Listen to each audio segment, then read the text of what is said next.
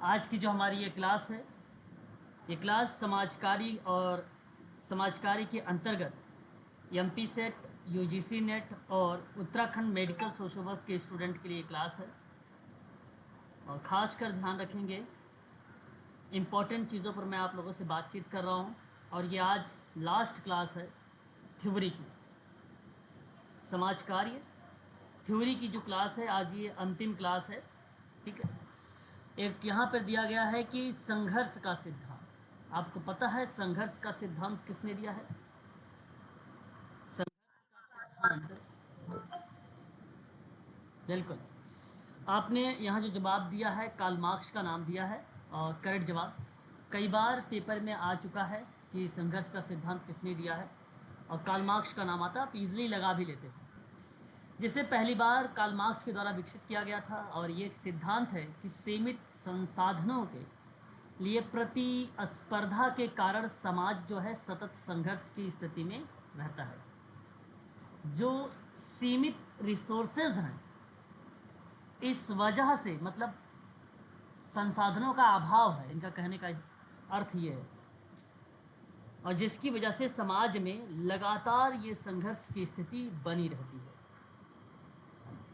वहीं इनका एक और शब्द आया, वर्ग संघर्ष करके। वर्ग संघर्ष की बात करते हैं, कहते हैं कि प्रत्येक वस्तु का विकास उस वस्तु में निहित है। प्रत्येक वस्तु का विकास उस वस्तु में निहित है जिसमें परस्पर विरोधी तत्व पाए जाते हैं, और उनके संघर्ष के परिणाम स्वरूप ही पदार्थ का विकास होता है। तो ऐसी कंडीशन पर इन्होंने, कार्ल मार्क्स महोदय ने, वर्ग संघर्ष का सिद्धांत दिया। वर्ग संघर्ष का सिद्धांत दिया। ठीक है, ये चीज़ आप ध्यान रखिएगा। अब प्रारंभ में समाज में बेसिकली दो वर्ग में विभक्त है। आपको पता है दो वर्ग कौन कौन से विभक्त हैं? बता जी, बिल्कुल, ये भी आप कह सकते हो, शोषक और शोषित वर्ग। परंतु यहाँ अगर मैं आपसे बात करूं, प्रारंभ में समाज जो है स्त्री और पुरुष दो वर्गों में विभक्त था। यदि ऐतिहासिक आधार पे समाज का अगर आप विश्लेषण करेंगे तो यह तथ्य स्पष्ट हो जाता है कि समाज सदैव दो वर्गों में विभक्त रहा है, जिसमें से स्त्री और पुरुष दो वर्गों को डिवाइड करता है। जस्ट इसके उपरांत समाज के कुछ वर्ग के नेचर पर अधिकार कर लिया और दूसरा वर्ग उससे वंचित रह गया। अर्थात आप ये कह सकते हो कि समाज दो वर्गों में विभक्त है। कहीं आपने ये भी देखा होगा, वर्ग वास्तव में आर्थिक वर्ग और उत्पादन की प्रणाली, या आप ये कह लीजिए कि आधार पर विकसित होने की प्रक्रिया में जहाँ वस्तुओं का वितरण का अंतर देखने को मिला, तो ऐसे कंडीशन पर भी वर्ग संघर्ष देखने को हमें मिला। तो वर्ग संघर्ष में कार्ल मार्क्स ने कहा है कि मनुष्य एक सामाजिक प्राणी है। मनुष्य एक सामाजिक प्राणी है, ये आप सभी लोग ध्यान रखेंगे, सामाजिक प्राणी है, यह कहना कार्ल मार्क्स का है। और ये स्पष्ट करता है कि मनुष्य एक वर्ग प्राणी है। तो इसलिए किसी भी युग में जीविका उपार्जन के कारण लोग अलग अलग वर्गों में विभाजित हो जाते हैं, और प्रत्येक वर्ग में एक विशेष प्रकार की चेतना उत्पन्न होती है। तो इन चीज़ों को लेकर इन्होंने जिक्र किया। तो मैं कुछ बातें बता दूं और उसे आप लोग ध्यान रखेंगे, और फैक्ट के रूप में बता रहा हूं जो पेपर में आएंगे आप लोगों से। पहली चीज़ आपको स्पष्ट हो गई कि संघर्ष की बात करेंगे तो अवधारणा कार्ल मार्क्स की बनेगी। दूसरी बात, वर्ग संघर्ष का होगा तो भी बात यहाँ पे कार्ल मार्क्स की बनेगी। ये दो तथ्य मिले आपको। तीसरी बात आप ध्यान रखेंगे, वर्ग संघर्ष का जो प्रारंभ था, जो स्वरूप था, स्वरूप कह लीजिए या आप प्रारंभ कह लीजिए। आपने सन 1844 में एक किताब का नाम पढ़ा होगा, मुझे याद है, कम्युनिस्ट मैनिफेस्टो के बारे में।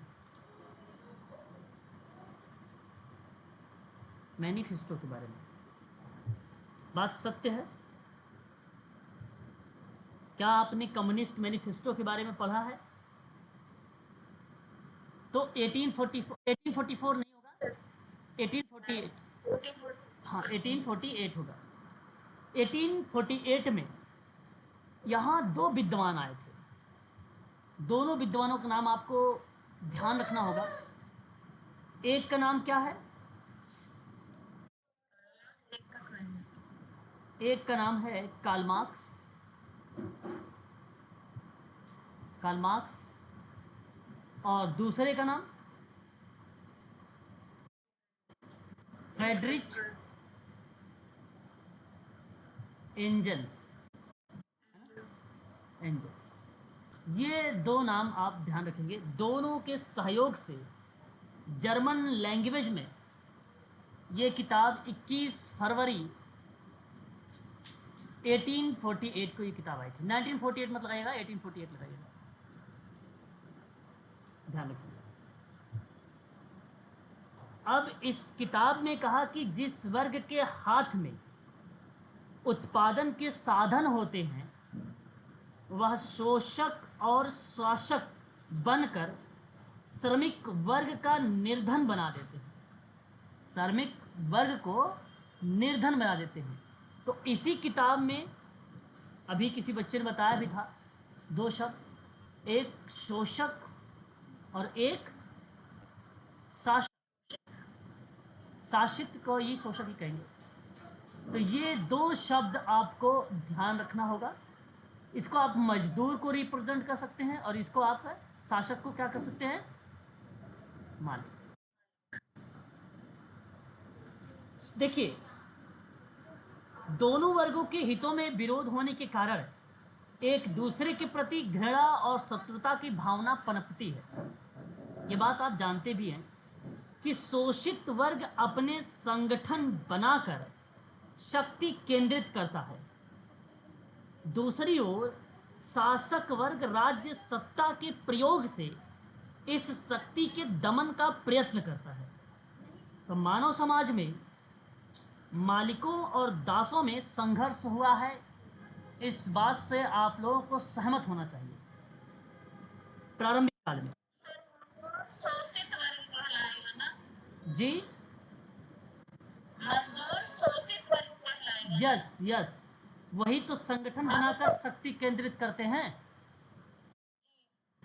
तो शोषक वही शोषक है और जो शासक होता है वो राज्य सत्ता का प्रयोग करता है, तो इसी शक्ति से लोगों का दमन करता है ना। तो इसी परिप्रेक्ष्य में पहले के समय में ये कह सकते हो आप कि मालिकों और दासों के संघर्ष, उनके बीच में संघर्ष हुआ करता था, है ना। अच्छा, अगर मैं यही बात देखो, पेपर में अगर प्रारंभिक काल आएगा तो स्पष्ट है कि आप शायद इसी को लगाएंगे, शासक, शोषक और शासक को। लेकिन अगर पेपर में सामंतवाद आ जाए, सामंतवादी कह लो, सामंतवादी कह लो, तब आप किसको लगाएंगे? तब यहाँ इन दोनों का जो है शब्द बदल जाता है।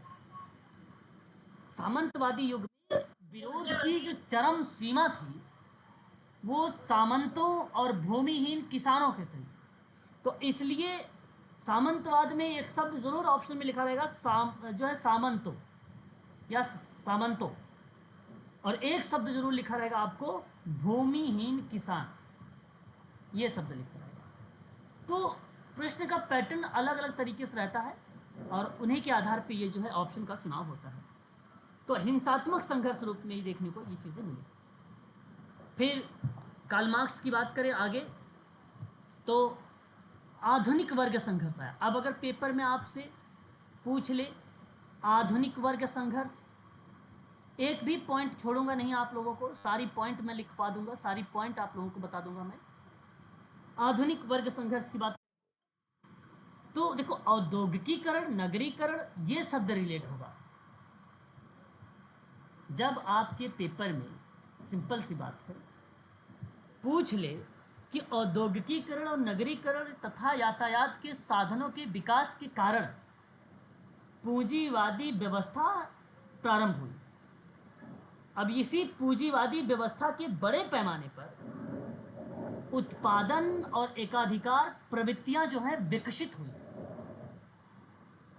अब मैं आपको पूंजीवाद की व्यवस्था को बात करूं तो पूंजीवाद व्यवस्था आई कैसे?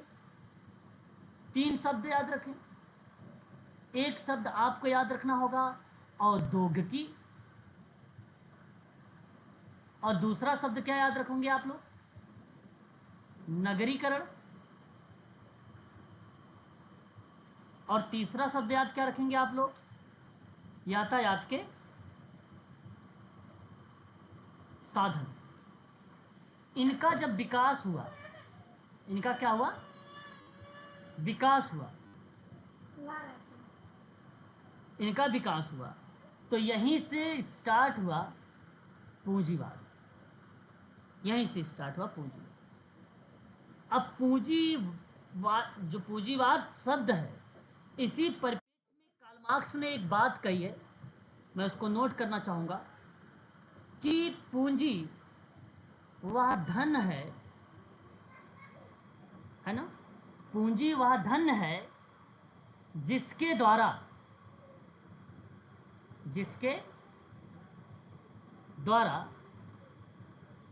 श्रमिक के श्रम को कम मूल्य में खरीद कर अतिरिक्त मूल्य बचा लिया जाता है। अतिरिक्त मूल्य बचा लिया जाता है। अब इस स्लाइड से 2 टाइप के प्रश्न आएंगे। एक तो ये प्रश्न आएगा कि आधुनिक वर्ग संघर्ष किससे संबंधित है? तो क्या जवाब बताएंगे, बताइए जरा।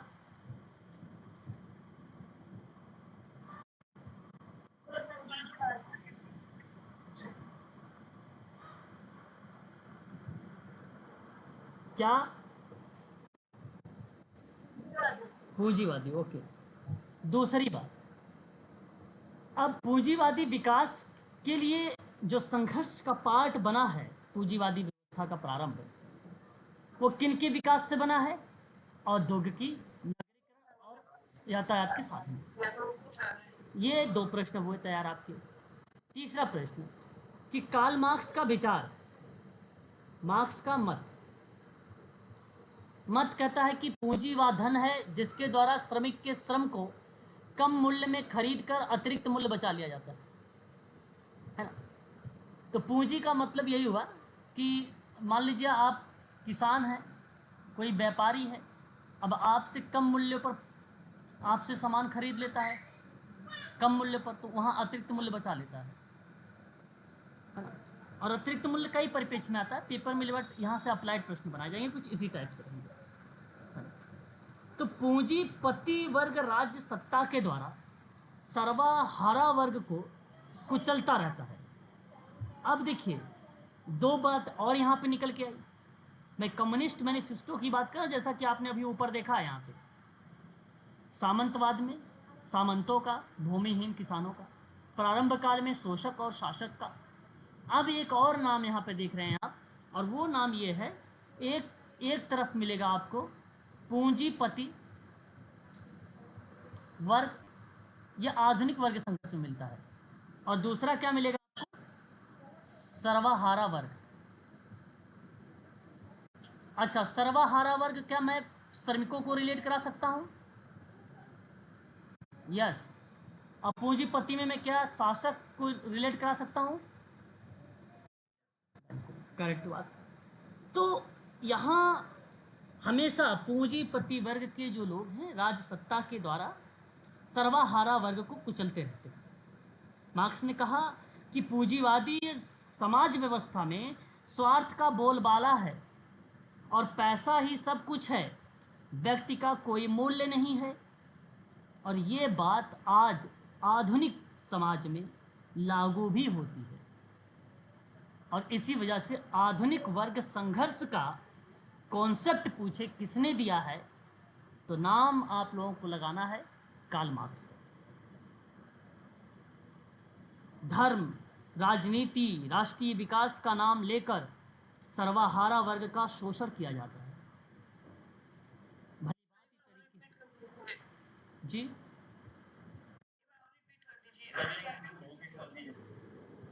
क्या रिपीट करूं, बता दीजिए। अच्छा अच्छा, ओके ओके, लिखवा देता हूँ, फिर लीजिए। क्या हाँ, धर्म, राजनीति और राष्ट्रीय विकास का नाम लेकर सर्वहारा वर्ग का शोषण किया जाता है। इस बात से आप लोग सहमत हैं? दूसरी बात, अगर मैं आपसे कहूं मजदूरों का खून चूसने के लिए पूंजी एक दानवी दान पूंजी एक दानवीय होकर क्रांतिकारी संघ, है ना, दानवीय शक्ति के रूप में कार्य करती है। दानवीय शक्ति के रूप में कार्य करती है, कार्य करती है। ठीक है, तो ये चीज़ बेसिकली यहाँ पे रिप्रेजेंट होता है। तो सर्वहारा वर्ग जो है मजबूर जैसे क्रांतिकारी संघर्ष का सहारा लेता है और एक महामारी के रूप में समाज में विस्फोट होता है। चारों ओर भूखमरी, निर्धनता, बेरोजगारी का नंगा नाच होने जाता है। और ऐसे ही परिप्रेक्ष्य में सर्वहारा वर्ग जो है हिंसा पर उतर आता है। ठीक है, ये शब्द जो है हमें देखने को मिल जाता है यहाँ पर कार्ल मार्क्स के कॉन्सेप्ट में। मार्क्स ने कौन सा सर? ओके ओके, ये भी आप नोट कर लीजिए। देखो, चारों ओर अगर मैं आपसे बात करूं, चारों ओर भूखमरी, निर्धनता, बेरोजगारी का नंगा नाच होने जाता है और सर्वहारा वर्ग हिंसा पर उतर आता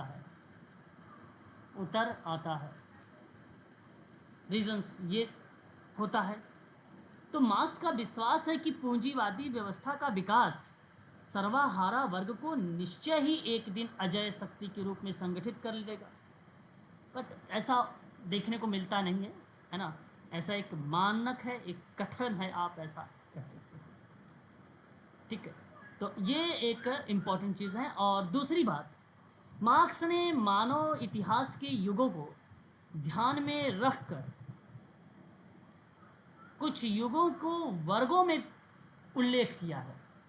जैसे पेपर में सवाल आए कि आदिम साम्यवादी वर्ग विहीन समाज की स्थापना किसने की है? वर्ग विहीन समाज की, तो कार्ल मार्क्स का नाम आएगा। दूसरा, दासत्व समाज के वर्ग। तीसरा, सामंती समाज में वर्ग। चौथा, पूंजी वादी समाज में वर्ग। तो ये हमें देखने को मिलता है। और ये मानव इतिहास में युगों को ध्यान में रखोगे तो उस समय कार्ल मार्क्स ने इन युगों का वर्गों के आधार पे टाइप बताए थे। देखिए, आदिम युग में वर्ग और वर्ग संघर्ष का अभाव था, लेकिन इसके बाद स्वतंत्रता या स्वतंत्र और के बाद दास, कुलीन और सामंत और सेवक, मालिक और शिल्प संघों के सदस्य, अत्याचारी और अत्याचार पीड़ित आदि ऐसे वर्ग मिले जहाँ जहाँ दास और स्वतंत्रता की बात हुई, जहाँ कुलीन और सामान्य की बात हुई, सामंत और सेवक की बात हुई, मालिक और शिल्प संघों की बात हुई, अत्याचारी और अत्याचार की बात हुई, है ना। ऐसे चीज हमें देखने को फिर मिले यहाँ पे। ठीक है, ये बात आप जरूर ध्यान में रखेंगे। हाँ, इससे चार जो देखो, ये चार बातें हैं। जैसे अगर पूछ लिया जाए कि भाई कितने युगों में टाइप वर्गों को बांटा, तो चार टाइप में बांटा है। या तो पेपर आएगा सीधा आ, हाँ एक बार हाँ म्यूट हो जाइएगा। और देखिए रंजीता जी, अगर पेपर में आए आदिम साम्यवादी वर्ग का वर्ग विहीन समाज की स्थापना को लेकर, तो कार्ल मार्क्स। दासत्व समाज वर्ग की दास प्रथा, अभी मैं बात करूंगा इस पे, इसकी बात करेगा तो कार्ल मार्क्स का। सामंतवादी समाज वर्ग की बात होगी तो कार्ल मार्क्स का। पूंजीवादी समाज वर्ग की बात होगी तो भी कार्ल मार्क्स का नाम आएगा। तो ये कार्ल मार्क्स का नाम आएगा। और यहीं से एक और प्रश्न बनाएगा। ये तो सिंपल सा सवाल था। एक सिंपल सवाल इसी की तरह और भी है। जैसे अगर आपसे कहे कि स्वतंत्र अगर है कोई शब्द, कौन शब्द स्वतंत्र, तो स्वतंत्र के साथ क्या आएगा? दास आएगा, है ना। शासक शब्द है तो शासक शब्द के साथ क्या आएगा? शोषित आएगा।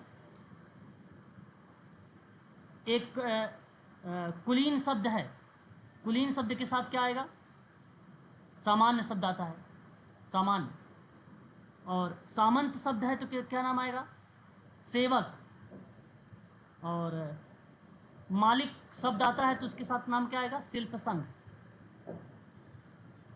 तो ये एक, मान लीजिए अगर एक शब्द दे, दूसरा शब्द का आइडेंटिफाई करनी है तो मिलेगा। एक अत्याचारी, अत्याचार भी आएगा, अत्याचारी और अत्याचार भी आएगा।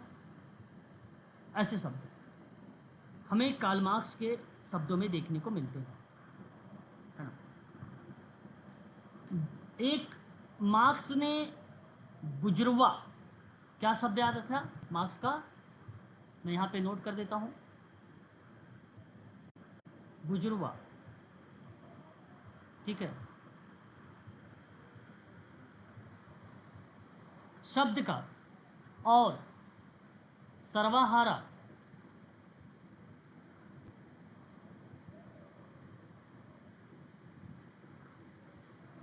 सर्वहारा वर्ग के बारे में स्पष्ट जानकारी दिया है। एक बात ये हमें देखने को मिलता है।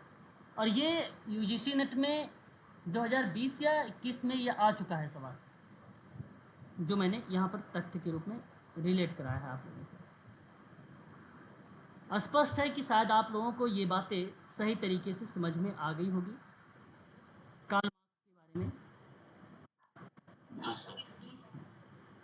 ज़रूर आप लोग इसको ध्यान देंगे सभी लोग, क्योंकि इम्पोर्टेंट चीज़ है। कार्ल मार्क्स बहुत फेमस विद्वान है ना।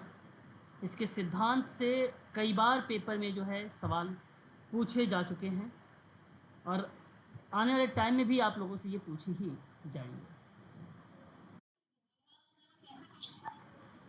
ऐसे ही लिखा रहता है केवल बुजुर्वा और सर्वाहारा जो है एक स्पष्ट करें, सीधा लिख देगा आप विद्वान का नाम इसके बाद, है ना, सीधा विद्वान का नाम लिख देगा, ऐसे ही आता है ये। ठीक है, क्लियर हुआ इतनी बात? तो एक बार बताएं तो फिर मैं आगे बढ़ूं। अब इनके कुछ किताबें हैं, उन किताबों के बारे में जिक्र करते हैं। जैसे आपको पता है द कम्युनिस्ट मैनिफेस्टो, उसको बोलते हैं कम्युनिस्ट घोषणा पत्र बोलते हैं मैनिफेस्टो को, है ना। मैंने अभी आपको बताया भी है। तो ये कब आई है बताना चाहेंगे आप लोग क्या मुझे?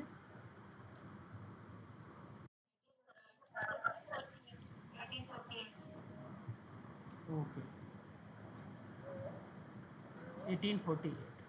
चलो बहुत बढ़िया जवाब। एक किताब इनका और आता है द जर्मन आइलो, जो है द जर्मन आइडियोलॉजी।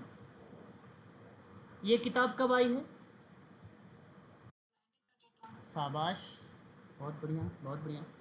अच्छा, यहाँ दोनों में मार्क्स प्लस, मैं एंजल्स का नाम लिख रहा हूँ, इन दोनों का नाम आया है। ये दोनों किताब उन्हीं की है, इसलिए आप दोनों लोग मिल के ये किताब को इन्होंने लिखा है। ठीक है। तीसरी किताब दास कैपिटल, दास कैपिटल। ये किताब कब आई है? Das Kapital 1867, only for Karl Marx. चौथी किताब, बहुत इजी इजी किताबें हैं, सारी बुक हैं इनकी और फेमस भी रही हैं किताबें। इकोनॉमिक एंड फिलोसफिक,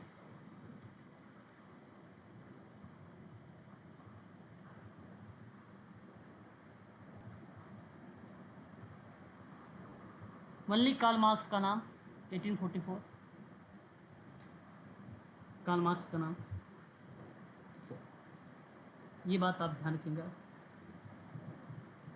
पांचवा, ऑन रिलीजन। ये किताब आई कब थी? 1955। Karl Marx, Marx plus Engels, Friedrich Engels. ठीक है, स्पष्ट सभी लोगों को हो रहा है ना?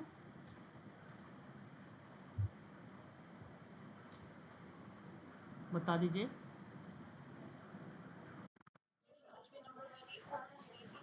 हाँ हाँ, रिलीजन, धर्म। एम मतलब हो जाएगा का मार्क्स, और ए का मतलब हो जाएगा एंजल्स। ये दो लोगों का नाम मैं बता रहा हूँ साथ ही साथ। हाँ, दोनों लोग मिल के दिए हैं, बिल्कुल बिल्कुल करेक्ट जवाब, दोनों लोग मिल के दिए हैं। हाँ, कार्ल मार्क्स और फ्रेडरिक एंजल्स। अब ये भी वही आएंगे, फ्रेडरिक, कार्ल मार्क्स और फ्रेडरिक। स्पष्ट हो रहा है ना सबको? बता दीजिएगा एक बार, अगर नहीं जिसे डाउट हो रहा है कहीं पर, जैसे सर ने पूछा है वैसे आप लोग भी पूछ सकते हैं, है ना। आप लोग भी पूछ सकते हैं, और ये सारी चीज़ें इंपॉर्टेंट है। जब क्वेश्चन करवाऊंगा तो मैं कई बार इन लोगों का नाम रिपीट करूंगा किताब वगैरह का, तब आपको ईजिली याद भी हो जाएगा सारी चीज़ें, है ना। आगे बढ़ें। छठा, the holy family, Friedrich Engels plus Karl Marx. कब आई किताब ये? 1840। बिल्कुल सही जवाब, 1844 करेक्ट जवाब, सही जवाब। ठीक है जी, द होली फैमिली जी, जी। और एक किताब वैल्यू, प्राइस एंड प्रॉफिट, केवल कार्ल मार्क्स की किताब है, और वह 1865 है ना। और एक किताब है वैल्यू, प्राइस एंड प्रॉफिट। ठीक है, ठीक है। The poverty of philosophy,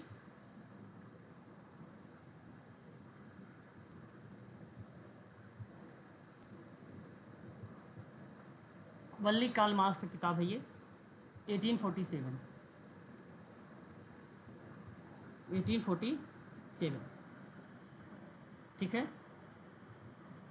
9, wages labour, and capital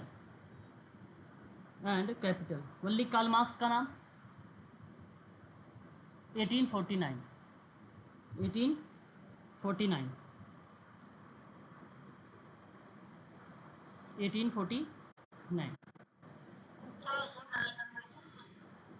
veg labour and capital, ठीक है। और 10 god of money 1884 only for Karl marks.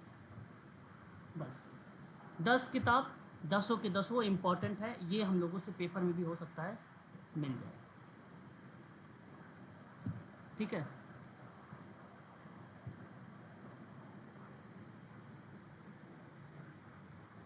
अस्पष्ट हो गया, बता दीजिए एक बार।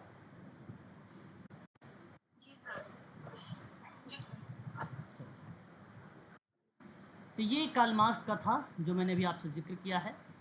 यहाँ भी आप देख सकते हैं कार्ल मार्क्स ने कई चीज़ों के बारे में जिक्र किया जो कि मैंने यहाँ पे आपको बता भी दिया। संघर्ष सिद्धांत पहली बार कब प्रस्तावित हुआ, तो लुईस कोजर और रॉल्फ डोरनडेव जैसे समाजशास्त्रियों ने भी संघर्ष के सिद्धांत में अपनी एक अहम भूमिका निभाया है, ठीक है। और ये मैं आप लोगों से बातचीत करूँगा, कार्यात्मकता जब पढ़ाऊँगा यूनिट नंबर 3 तो वहाँ पर बात करूँगा। संघर्ष सिद्धांत के जनक कौन है, तो कार्ल मार्क्स को ही श्रेय जाता है, इस चीज़ को आप सभी लोग ध्यान रखेंगे, ठीक है। कार्ल मार्क्स का ही श्रेय जाता है। आधुनिक संघर्ष का सिद्धांत में भी कार्ल मार्क्स का ही नाम जाता है, अभी भी मैंने जिक्र किया है आप लोगों से, ठीक है। संघर्ष का सिद्धांत 2 वर्गों में डिवाइड है, ये भी आपको मैंने बता चुका हूँ, ठीक है। 2 वर्ग भी, ठीक है। आप बताइए, यहाँ तक आप सभी को क्लियर हो गया है? तो अब आगे हम बात करेंगे ट्रांसपर्सनल साइकोलॉजी के बारे में। ट्रांसपर्सनल साइकोलॉजी के बारे में तो एक बार स्पष्ट हो गया हो तो क्लियर कर दीजिए आप लोग।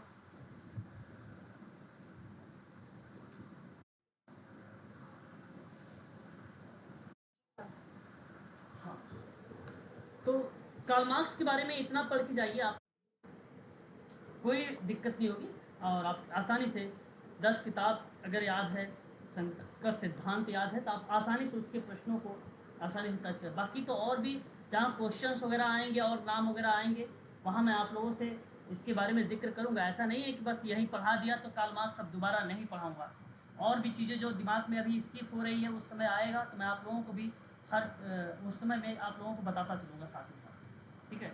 कोई दिक्कत नहीं होगी आप लोगों को, ठीक है ना।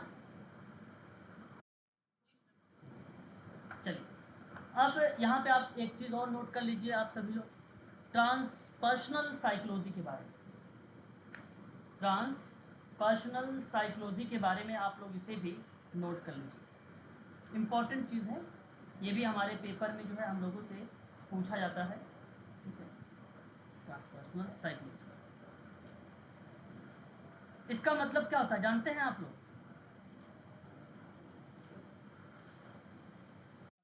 बताने का प्रयास करें सभी लोग।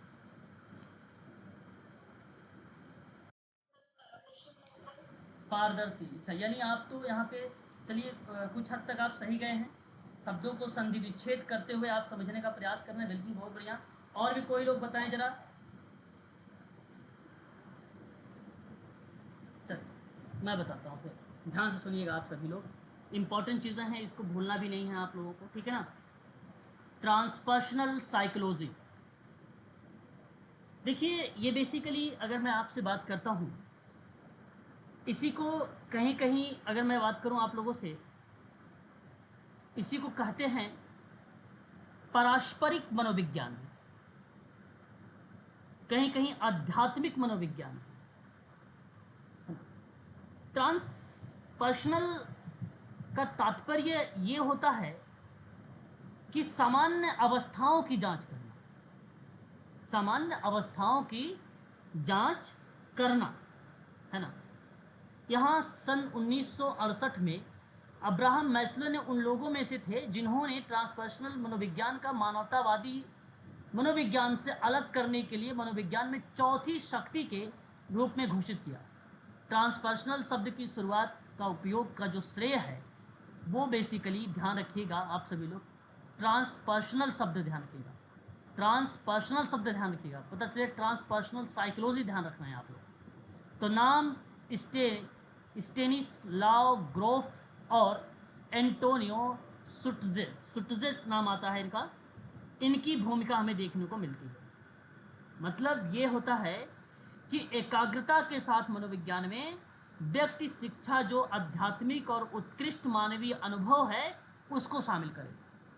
जब व्यक्ति की अनुभव और उत्कृष्ट मानवीय अनुभव और आध्यात्मिक शिक्षा किसी चीज़ में शामिल होगी तो वही कहलाएगी ट्रांसपर्सनल साइकोलॉजी।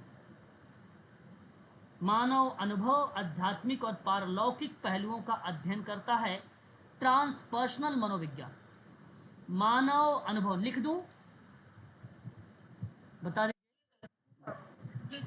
चलिए, मानव अनुभव के आध्यात्मिक और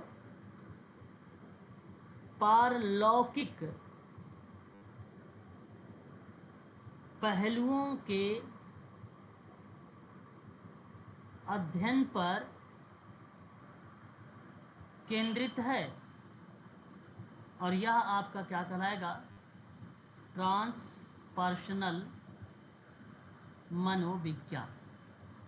बस यह आप ध्यान रखिए। अब इन दोनों का जब शब्द एक साथ आता है तब नाम हमें देखने को मिलता है अब्राहम मैस्लो का। अदरवाइज इनका नाम यहाँ अब्राहम मैस्लो का नाम हमें देखने को नहीं मिलता है ना। तो इस चीज़ को भी आप लोग अवश्य ध्यान रखेंगे। बाकी अब्राहम मैस्लो का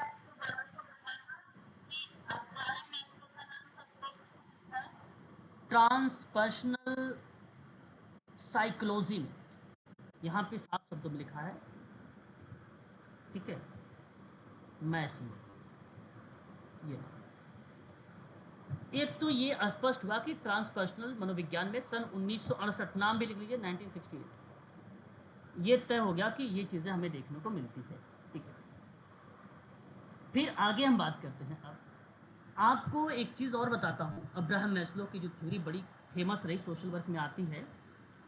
मैस्लो का पिरामिड नाम सुना है? मैस्लो का पिरामिड।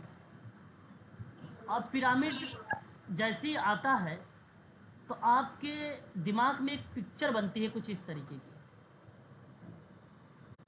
इन्होंने 5 भागों में इसको क्या किया था, 1 2 3 4 5, 5 भागों में क्या किया था, इसको डिवाइड किया था। और ये डिवाइड करने से पहले आपको बता दूं, a theory of human motivation, human motivation नामक एक ग्रंथ सन 1954 में इन्होंने प्रस्तुत किया। उसके बाद मैस्लो ने यहीं से एक प्रथम मनोवैज्ञानिक के रूप में फेमस हुए और सबसे पहले तब उस समय आत्मसिद्धि प्रत्यय का अध्ययन किया।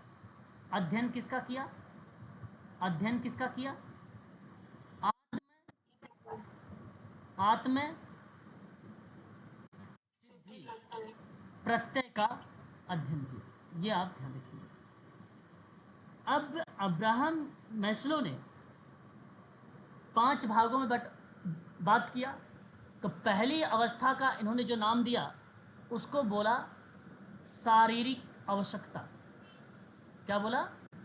शारीरिक आवश्यकता, यानी इसको आप फिजिकल नीड भी कह सकते हो, फिजिकल नीड, या जैविक भी आप बोल सकते हो, जैविक आवश्यकता भी आप बोल सकते हो। दूसरा, बिल्कुल बिल्कुल बिल्कुल। दूसरा, इन्होंने सुरक्षा की आवश्यकता बताया। इंग्लिश में इसे कहा गया सेफ्टी नीड। क्या बोला गया इसको? सेफ्टी नीड बोला गया, ठीक है। तो ये भी आप ध्यान रखेंगे। तीसरा, इन्होंने अपनत्व एवं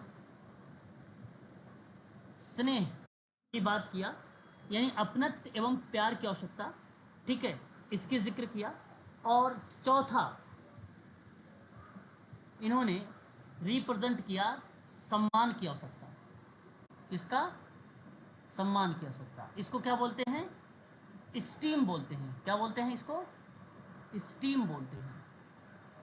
ठीक है। और एक लास्ट इन्होंने रिप्रेजेंट किया और उसका नाम क्या रखा? आत्म वास्तविकरण। कई नाम है इसके।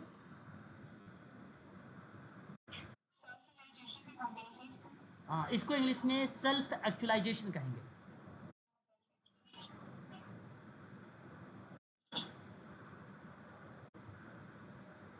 सेल्फ एक्चुअलाइजेशन बोलेंगे। कई नाम है, आत्म सिद्धि भी बोल सकते हैं आप इसी को ही। ठीक है। 5 अवस्थाओं में इस पिरामिड के बारे में बताया। मतलब आप ये कह सकते हो कि जैसे भोजन पानी, जो शारीरिक आवश्यकता वाले हैं, जैसे भोजन पानी इत्यादि चीज़ों की ज़रूरत होती है। प्रथम वर्ग में शारीरिक आवश्यकताओं का क्षेत्रफल सर्वाधिक जो है दिखलाया गया और मैस्लो के द्वारा, है ना। दूसरे प्रकार की जो आवश्यकता थी वो प्रेरित से संबंधित थी। उसके बाद तीसरी थी, और सबसे ज़्यादा अगर पेपर में कोई पूछा भी गया है तो आत्म वास्तविकरण पूछा गया है। सबसे ज़्यादा पेपर में यही सवाल से आया है। 5वीं अवस्था, है ना। अब आपको ये ध्यान देना है, पहला दूसरा तीसरा आप इसे कहेंगे कौन कौन सी? ये अवस्था और ये अवस्था और ये अवस्था। इसको आप लोग बोलेंगे अभाव की आवश्यकता है। अभाव की आवश्यकता है। ठीक है, बात को ध्यान रखिएगा। और आत्म विकास, आत्म वास्तविकरण और आत्म वृद्धि की जो आवश्यकता है वो ऊपर की ये 2 अवस्थाएं, ऊपर की 2 अवस्थाएं। ठीक है। तो इन्होंने जी, हाँ, आत्म ये तो लिखा सम्मान की अवस्था एक है, या कि आत्म वास्तविकरण की है? ये ऊपर की है 2। ऊपर की 2 नहीं है, ये आत्म वास्तविकरण और सम्मान। क्या? आवश्यकता है। उसी तरीके से चौथी और पांचवी जो अवस्था है वो पूछ रहा है। तो 5वीं और चौथी अवस्था को मैं बता रहा हूँ, आत्मवृद्धि की आवश्यकता कह सकते हो आप, आत्म विकास की अवस्था कह सकते हो, आवश्यकता कह सकते हो आप, आत्म वास्तविकरण की आवश्यकता बोल सकते हो आप, या आप बी नीड भी कह सकते हो। Be need, be need, being need आप भी बोल सकते हो। Be for being. तो इन चीज़ों के बारे में इन्होंने इन अवस्थाओं को लेकर जिक्र किया। ठीक है, ठीक है। इस चीज़ को आप जरूर ध्यान में रखेंगे। क्लियर? इतनी बात क्लियर हुई? बताइए, फिर और भी चीज़ें इसमें बताते हैं। चलिए, तो शारीरिक आवश्यकता भली भांति तरीके से आप इससे रूबरू हैं, आप जानते हैं अच्छे तरीके से, है ना, किन किन चीज़ों से जो है ये चीज़ें हमें देखने को मिलती है ना। पेपर में इनसे सवाल पूछा था कि बेसिकली लास्ट वाली जो आवश्यकता है ना, वो किससे संबंधित है। लास्ट वाली आवश्यकता को आप खास कर ध्यान रखेंगे सभी लोग, सभी लोग। बहुत इंपॉर्टेंट है अंतिम अवस्था।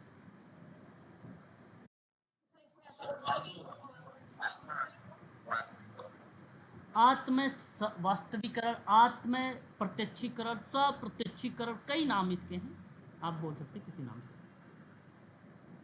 हाँ जी, और बताइए सर, और मैम बताइए क्या कह रहे हैं आप?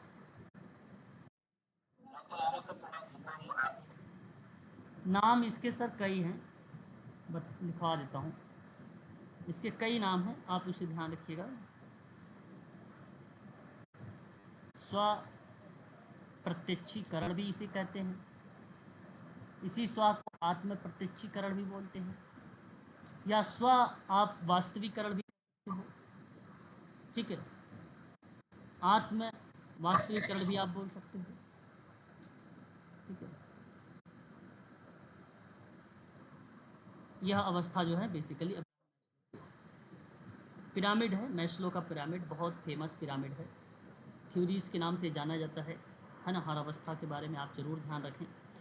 जहाँ शारीरिक आवश्यकता है वो पहला है भोजन पानी वस्त्र मन एकाग्रता, यौन संबंधी आवश्यकता शरीर के आराम हेतु निद्रा, ये सब शारीरिक आवश्यकता है।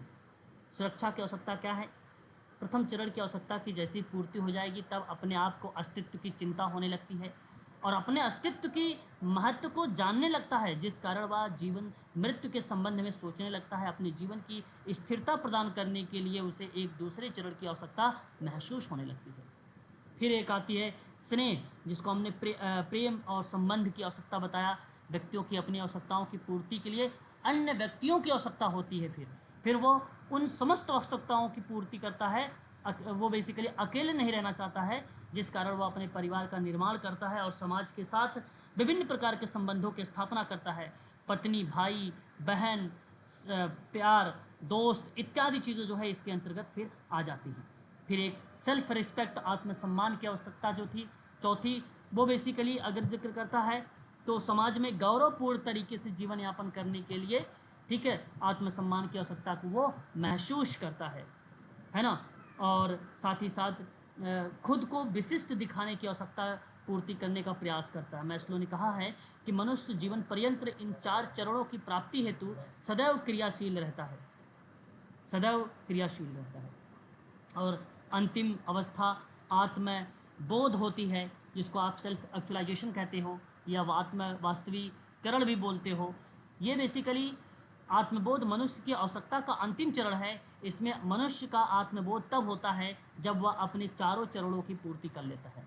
इनमें व्यक्ति अपनी आंतरिक शक्तियों को जान लेता है, आंतरिक संतुष्टि की प्राप्ति कर लेता है। आत्मबोध अर्थात आत्मा को जानना, सांसारिक कटुता सत्यता को पहचान लेना आत्मबोध को रिप्रेजेंट करता है। इस तरीके की इनकी जो है ये थ्योरी काफ़ी चर्चित में रही है। क्लियर हो गया? बता दीजिए एक बार।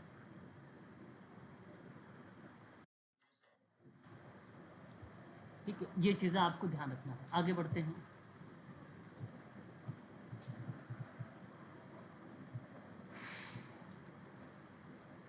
ट्रांसपर्सनल सिद्धांत कार्ल जूंग के द्वारा भी दिया गया। जो कार्ल जूंग का था वो मानवता के माध्यम से देवत्व की खोज करने का प्रयास किया था। पेपर में देवत्व की खोज करने का प्रयास ट्रांसपर्सनल सिद्धांत किसका है? ट्रांसपर्सनल साइकोलॉजी की बात नहीं है यहाँ पे, ट्रांसपर्सनल थ्योरीज की बात है। तो कार्ल जूंग का नाम आता है। ये भी एक मनोविज्ञान है या मनोविद्वान है, इसको भी आप लोग ध्यान रखिएगा। प्रतीकात्मक अंतःक्रिया, सिंबॉलिक अंतःक्रिया का नाम अगर जब पेपर में आए तो हर्बर्ट ब्लूमर ने सबसे पहले इस शब्द को दिया है, प्रतीकात्मक अंतःक्रियावाद शब्द को। ठीक है, ये बात आप ध्यान रखेंगे, हर्बर्ट ब्लूमर ने दिया है। ठीक है, और इसके बाद अगर हम बात करें तो मीड ने, विलियम जेम्स ने, जॉन डेवी ने, C.H. कूले ने इनके विचारों को समन्वित करके प्रतीकात्मक अंतःक्रिया को सैद्धांतिक स्वरूप प्रदान किया है। अगर सर्वप्रथम प्रयोग करने वाला विद्वान है तो हर्बर्ट ब्लूमर है। विकास करके एक सैद्धांतिक रूप देने वाला कई नाम आते हैं, जॉन डेवी हैं, विलियम जेम्स भी हैं, C.H. कूले भी हैं। 3 विद्वान का नाम आता है। तीनों से पेपर में तो नहीं आता है, लेकिन ये शब्द जो है हर्बर्ट ब्लूमर से आता है। ईयर आप छोड़ दीजिए, ईयर से कुछ ऐसा सवाल नहीं बनाया जाएगा यहाँ पे। ठीक है, केवल अवधारणाओं से प्रश्न बनाए जाएंगे बस। प्रतीकात्मक अंतःक्रिया का सर्वप्रथम प्रयोग हर्बर्ट ब्लूमर ने किया है, इस चीज़ को आप ध्यान रखिए। ठीक है, स्पष्ट हुआ? इसको आप हर्बर्ट ब्लूमर। उसके बाद देखिए आप लोग, आगे नाम आता है हर्बर्ट ब्लूमर का ही। यहाँ अगर हम जब जिक्र करते हैं तो मीड ने एक किताब लिखी, और मैं उम्मीद करता हूँ कि शायद आप सभी लोगों को इस किताब से रूबरू भी होंगे, है ना। किताब का नाम मैं यहाँ पर बताता हूँ, आप नोट करिएगा सभी लोग, ताकि आपको स्पष्ट भी हो जाए सारी चीज़ें।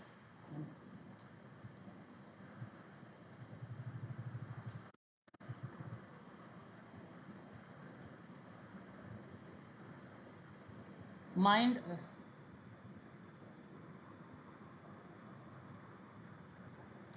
Mind self and society. Mind self and society करके किताब अगर पेपर में हमसे पूछा जाता है तो आप किसका नाम लगाएंगे? बताएं। Mind self and society. Made, हाँ, जहाँ आप बोलेंगे कि जॉर्ज जॉर्ज हर्बर्ट मीड का नाम देंगे सन 1934 में, आप इनका नाम जिक्र करेंगे 1934 में। वहीं मीड के बारे में अगर मैं जिक्र करूं आप लोगों से, तो इन्होंने प्रतीकात्मक अंतःक्रिया के लिए संचार का आधार माना था, संचार का आधार माना था इसी किताब में। तो इसके अंतर्गत अगर मैं बात करूं, बच्चे जो हैं गेस्चर से सारी चीज़ें ग्रहण करते हैं। गेस्चर मतलब आप यहाँ पे समझ सकते हैं, ठीक है, गेस्चर अभी आगे आएगा।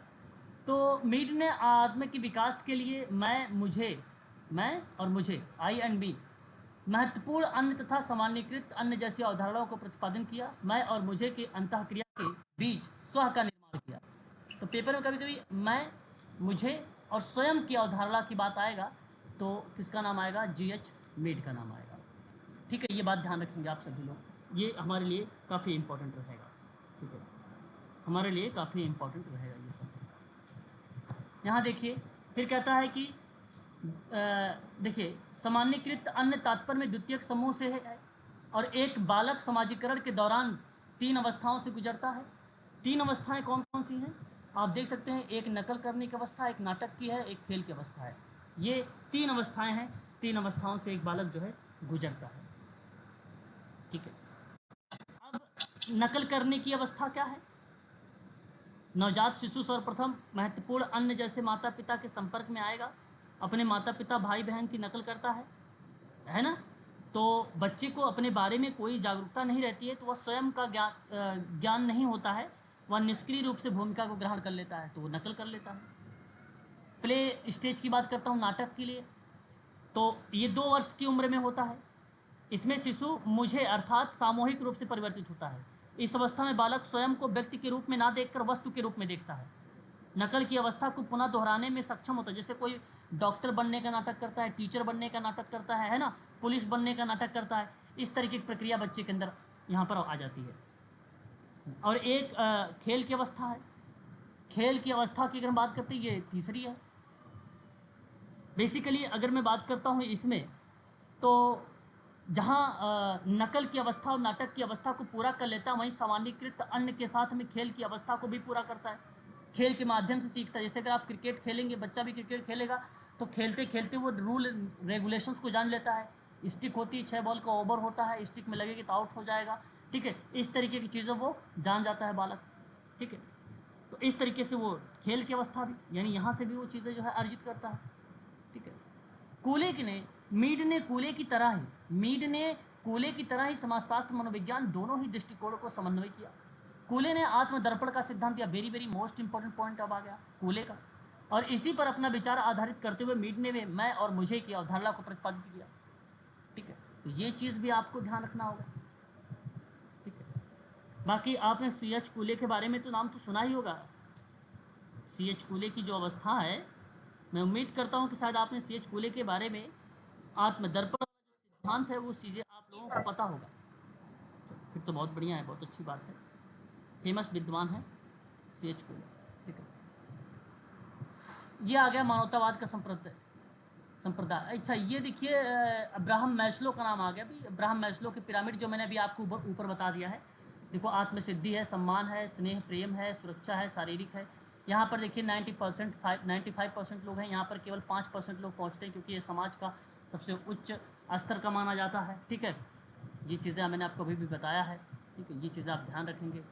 ठीक है, ये देखिए जो 2 हैं ये बेसिक नीड कहलाती हैं, ये भी ध्यान रखेंगे। ये जो 2 है ये साइकोलॉजिकल नीड कहलाती हैं, और ये जो एक है ये सेल्फ एक्चुअलाइजेशन नीड कहलाती है। ये भी आपको ध्यान रखना है। 5 अवस्थाएं यहाँ पर मैंने आपको बताया है। ठीक है, अभी मैंने आपसे बताया भी था कि ये निम्न स्तर है, जो अभाव की अवस्था मैंने जिक्र कर रहा था आप लोगों से, और ये उच्च स्तर है, ऊपर की 2 अवस्था, आत्मसिद्धि वाला और आत्मसम्मान। थोड़ा साफ नहीं लिखा हुआ, मैं यहाँ पर लिख देता हूँ। ये आत्मसिद्धि लिखा हुआ है, यह आत्मसम्मान लिखा हुआ है, ये प्रेम और स्नेह लिखा हुआ है, ये सुरक्षा लिखा हुआ है, इधर लिखा हुआ है, इस साइड देख लीजिए ना। इन दोनों को अगर मैं बात करूँ, इन तीनों को, तो क्या बोला जाता है? निम्न स्तर बोला जाता है। इन दोनों को क्या बोला जाता है? उच्च स्तर बोला जाता है। इसको अभाव बोला जाता है, इसको अभिवृद्धि भी बोला जाता है। ठीक है, इन चीज़ों को भी आप ध्यान रखिए। मांग की आवश्यकता भी कहा जाता है, स्व यथार्थ की अवस्था, ये बहुत इंपॉर्टेंट है, पांचवी अवस्था। इनको कई बार पेपर में पांचवी अवस्था से सवाल आ चुका है यूजीसी। यही एक्चुअलाइजेशन है, यथार्थी, जो चीज़ें वास्तविकता, मतलब सब कुछ छोड़ छाड़ के वो मोक्ष की तरफ जा रहा है, मोक्ष की तरफ जा रहा है, वो सत्य को स्वीकार कर रहा है, सब कुछ जान चुका है। और ये इसमें केवल 5% लोग ही पहुंच पाते हैं, है ना।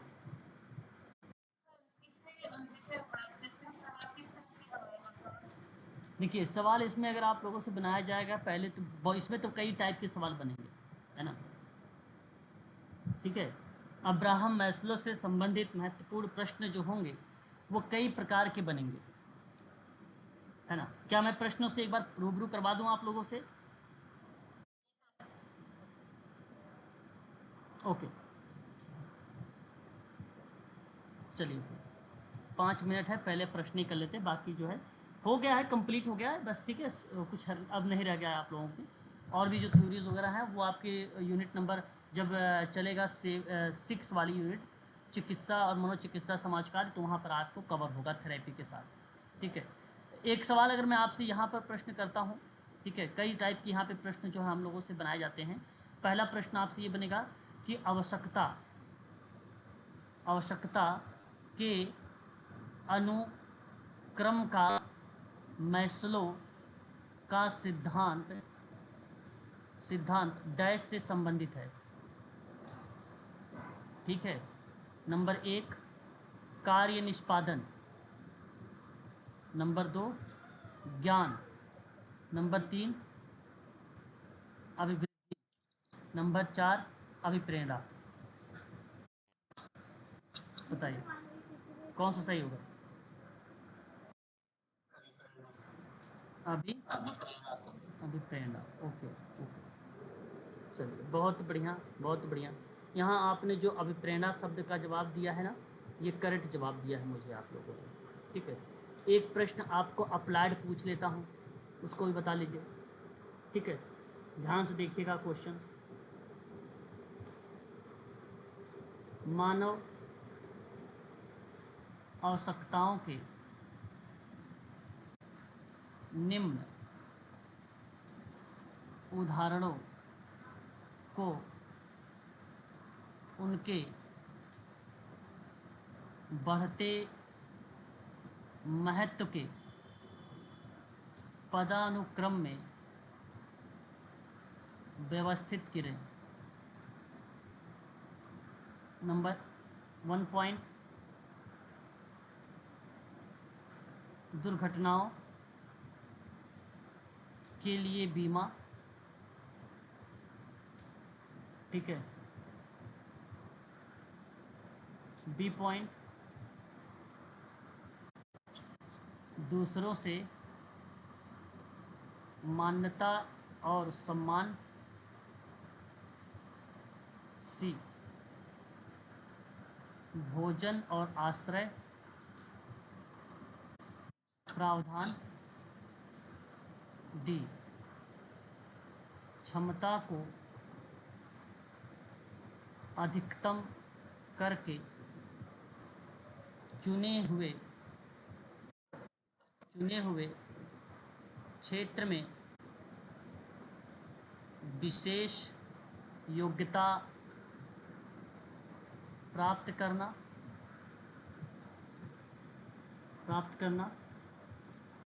डी हो गया। ई, दूसरों के साथ सार्थक सार्थक लिखा हुआ है, सार्थक संबंध विकसित करना, ये रहेंगे कूट। ऑप्शन आपको मिलेंगे पहला, दूसरा, तीसरा और चौथा, 4 ऑप्शन रहेंगे। पहले ऑप्शन में A C E B D, A D E D, यहाँ पे बी कर लो, बी डी, फिर A C E D B, और last option C, A, E, B और डी। बताइए सही ऑप्शन कौन सा होना चाहिए?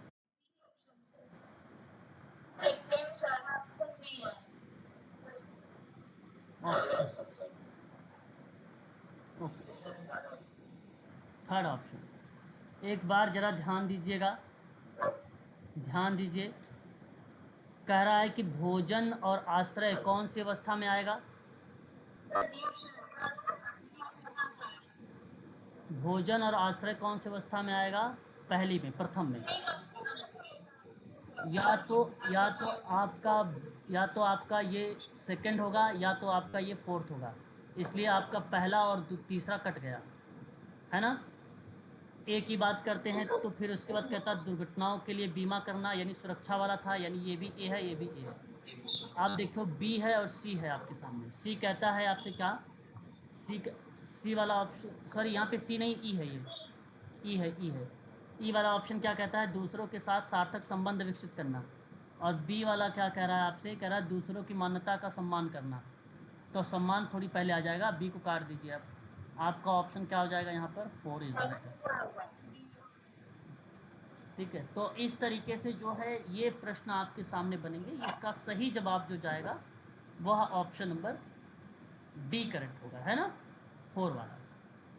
ठीक है, ये तो ये सवाल पूछेगा। या एक सवाल और कर लेता हूँ आप लोगों से। बताइए, मैस्लो का मैस्लो के आवश्यकता पदानुक्रम का सिद्धांत, मैस्लो का पदानुक्रम, एक मिनट, पदानुक्रम सिद्धांत का निम्नतम क्रम है, निम्नतम क्रम है। म्यूट हो जाइएगा please. Option A, option B, option C, option D. Option D इधर लिखूंगा।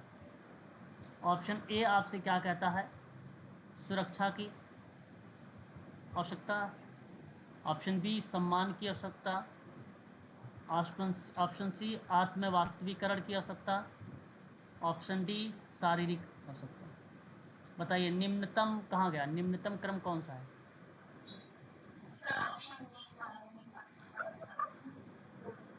D sure? बिल्कुल करेक्ट, बिल्कुल करेक्ट, बिल्कुल करेक्ट, है ना। आपका सही जवाब हो जाएगा यहाँ पे डी।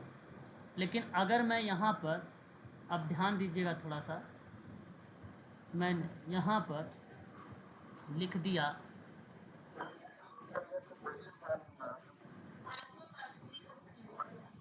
एक, अब यहाँ पर देखिए ज़रा सा, मैंने उच्चतम आवश्यकता लिख दिया। सम्मान को हटा के मैं अब लिख रहा हूँ आपको, एक मिनट, इरेज नहीं हो रहा है। आवाज़ मेरी स्पष्ट है? हेलो, ये चल, क्या बात कर रहे हो?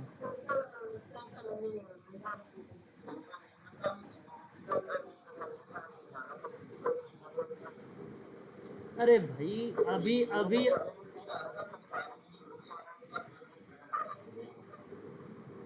निम्नतम, यहाँ पे मैंने क्या कहा था? एक एक मिनट, सुनिए सुनिए सुनिए सुनिए सुनिए, सवाल नहीं समझ में आ रहा है, अभी समझ में आएगा। यही सवाल नहीं समझ, कोई भी सवाल समझ में नहीं आया? ये बताइए, यही समझ में नहीं आया? ओके चलो फिर ठीक। देखो ध्यान से समझो, फिर से सवाल समझाता हूँ। ठीक है, पहला सुरक्षा था, दूसरा क्या ऑप्शन दिया था मैंने? सम्मान। तीसरा क्या दिया था? आत्म। और चौथा शारीरिक। प्रश्न हमसे क्या बोला? हमसे कहा मैस्लो के आवश्यकता पदानुक्रम सिद्धांत का निम्नतम क्रम कौन सा है ना, निम्नतम क्रम कौन सा है, मैंने ये आपको सवाल दिया, है ना। अब पदानुक्रम की जब आवश्यकताओं की मैंने बात किया आप लोगों से, तो मैंने आप लोगों को पहले ही बता दिया था कि जो नीचे की 3 है वो निम्न के अभाव को बताता है, या निम्न आवश्यकताओं को बताता है, निम्न आवश्यकताओं को बताता है। लेकिन उनमें से आप आप सुनिए ना मेरी बात को, सुनिए पहले। मैंने उनमें आपको क्या दिया, मैंने उनमें आपको 3 जो पिरामिड बताया था, उसमें पहला था शारीरिक, दूसरा था आपका क्या, दूसरा था आपका स्नेह सुरक्षा, तीसरा था आपका स्नेह, चौथा था आत्मसम्मान, और जो पांचवा था आत्मसिद्धि था। लेकिन आप सोचो निम्नतम, निम्नतम क्या आप यहाँ पे स्नेह है, स्नेह नहीं है, काट दीजिए। लेकिन जो सुरक्षा वाला शब्द था, सेफ्टी वाला, सेफ्टी वाला जो था, स्नेह तो नहीं है, प्यार तो नहीं है, स्नेह तो नहीं है, केवल सुरक्षा रिप्रेजेंट कर रहा है। तो सुरक्षा था और एक शारीरिक था। तो आप बताइए निम्नतम क्रम में आप सुरक्षा को लगाना उचित समझते हैं कि आप शारीरिक को लगाना उचित समझते हैं? कॉमन सेंस लगाइए थोड़ा सा। निम्नतम शारीरिक सुरक्षा ही होगा। मैंने आपसे निम्न चीज़ों की बात नहीं किया था। निम्न में मैं बात करता तो वहाँ पे दोनों ऑप्शन में कूट देता, फिर मैं कूट देता आपको, तब आप ए और डी को चुनाव करते। कूट में ए और डी का चुनाव कर जब मैं निम्न लिखता, लेकिन मैंने निम्नतम यूज़ किया। उसी जगह पे मैं उच्चतम यूज कर रहा था आप लोगों से। तो उच्चतम अगर मैं यूज कर दूं, तब किसका नाम लगाएंगे जरा बताइए? बिल्कुल सी वाला ऑप्शन आपका है। हाँ, हाँ। देखो फिर वही, आत्मसम्मान से ऊपर तो आत्म वाला आ गया ना, ऊपर वाला उच्च वाला आ गया। तो फिर वही ना आपका सबसे, आत्म या आत्म वास्तविकरण जो है वो ऑप्शन सी में लिखा हुआ है सर। वो आपका फिर करेक्ट हो जाता है ना? समझने का जो है, थोड़ा सा प्रश्नों को आप समझें। प्रश्न आप समझ नहीं पाए थे। निम्नतम और निम्न, निम्न जो होता है इससे नीचे की बात होती है निम्नतम। निम्न, निम्न अगर मैं लिखता तो मैं ऑप्शन में ए और डी देता। हाँ, निम्न से निम्न, वेरी गुड, बहुत बढ़िया, किसी बच्चे ने बताया। तो उस चीज़ को आप ध्यान रखें। निम्न से निम्न क्या था, शारीरिक था, है ना? इस तरीके के प्रश्न जो हैं आते हैं पेपर में, और अच्छे प्रश्न होते हैं। यहीं पर समझना था। अब मैं उम्मीद करता हूँ कि इस टाइप के सारे प्रश्न अगर बनेंगे आप लोग, तो शायद आप दिमाग ज़रूर लगाएंगे कि निम्नतम है कि निम्न है, किसी प्रश्न को लेकर, है ना? चलिए कोई बात नहीं। तो आज के लिए इसमें इतना ही रखिए आप सभी लोग। अभी फिर 15-20 मिनट बाद क्लास आप लोगों की होगी। ठीक है, चलिए।